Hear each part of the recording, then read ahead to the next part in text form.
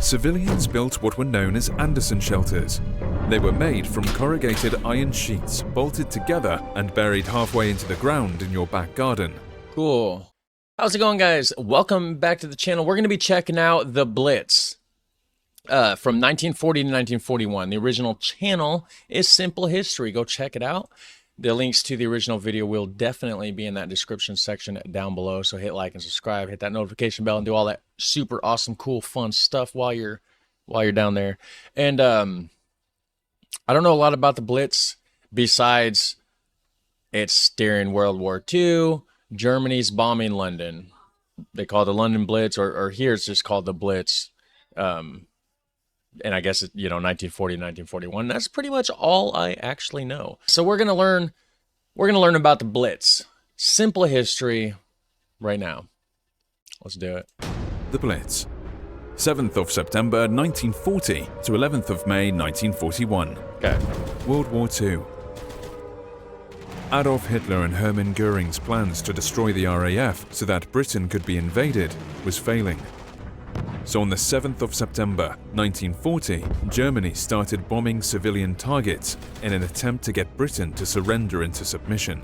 German bombers attacked British cities, ports, and industrial areas. This was known as the Blitz, a short form of the German word Blitzkrieg. Lightning and war. Okay. So they're trying to basically beat Britain into submission, right? So they're trying to get Britain to I guess, allow the German occupancy in their country, I guess, kind of like they did in France and some of the other countries where Germany was kind of like in charge, even though it wasn't their country. Interesting, but, it's kind of like, what are you going to do?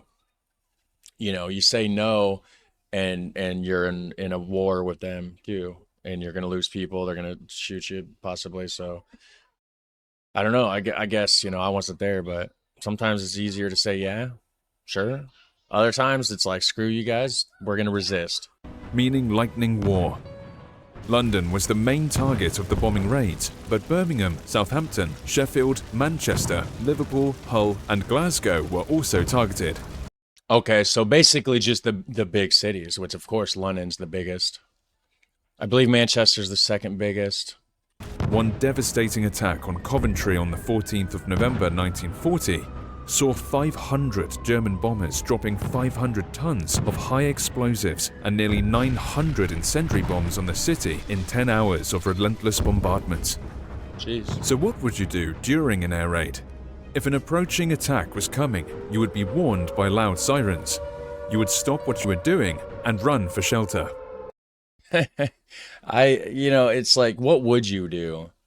Right? Like, besides panic, right? Everybody would go into panic mode, really. But it's like, everybody thinks that, or everybody would like to think like this is what we're going to do if this happens. But in the midst of it actually happening, who knows? You might even go into a shock. You might have an anxiety attack. You know what I mean? Like, you would see air raid warden volunteers leading people to the shelters, rescuing people who were trapped, and putting out small fires during the raid, bravely risking their lives. Regular firemen would deal with the bigger fires, which were numerous because of incendiary bombs dropped onto the city. Civilians built what were known as Anderson shelters. They were made from corrugated iron sheets bolted together and buried halfway into the ground in your back garden. Cool. Morrison shelters were also available if you didn't have a garden. Of course, these did not provide protection against a direct hit, but from blast and shrapnel damage. A little makeshift bomb shelter, I bet they were pretty effective, which, of course, naturally, it's not going to do anything against a direct hit, but obviously, but besides that, I bet it'd be pretty effective. As long as it wasn't nuclear, of course. That's not going to do you any good in that situation. But for just standard bombs and stuff, yeah. Is any of those still standing today? That'd be cool. People also ran to communal shelters, such as the train stations, as these were deep underground. Yeah. Life was horrible during the Blitz. As well as the constant threat of bombs, families had been split up.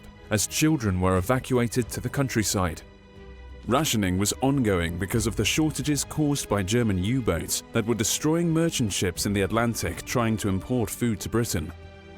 And blackouts enforced to confuse the bombers in the sky caused danger for civilians below moving about at night. Yes. In the end, the German war machine had failed to break British morale, instead strengthening determination to defeat Nazi Germany. The Blitz had ended after May 1941, as Germany focused on invading Russia in the east. Overall, the raids killed 43,000 civilians. That's terrible. Subscribe and click the... Oh, is that it? Okay, so that was actually way quicker than I thought. We're going to go ahead and check out the comment section down here. So don't go nowhere, guys. It says, did you know that the citizens continued living their lives, with many shops and bars staying open, even if they had been bombed? Some with signs saying, we're open, just more open than usual. Oh, man, that's awesome. So that's cool. So it's like, you know what? We're going to stay positive. You're not going to bring us down. We're going to get some humor out of it. We're more open than usual. Our front wall's blasted out, so yay. Come buy some stuff. That's awesome. You got to stay optimistic. You know what I mean? Because it's like in any situation, not even just in a bombing situation, but just in any situation in life, stay optimistic, stay positive. Things will get better. You know, I've been in some pretty dark low points in my life. And, you know, of course, being in that moment, you don't think it's going to get better, but it does. It does. So even if you're in depression, or in the middle of a train station being bombed, or whatever, you know, just try to tough it out. You know, that's all you can do, right? Says, but British morale held firm, smiling, knitting, lounging casually. These people had balls of steel. If that's what they did, then yeah. They're like, you know what? We're just going to go about our day. Screw it. Which... what else are you going to do? Really? You're going to live in fear? You're going to hide in your basement the entire time and just do nothing for a year and a half or however long it was? That would suck. You know, and the base, it's not going to protect you. So it's like, you might as well live your life. If something's going to happen, it's going to happen. Make the best out of every day and live each day as though it is your last. And that's all I'm going to say about that. So you guys have a super fun, awesome day. Hit like, hit subscribe, check out the Patreon, and have a super fun, awesome day. I'll catch you next one. Take care. Bye.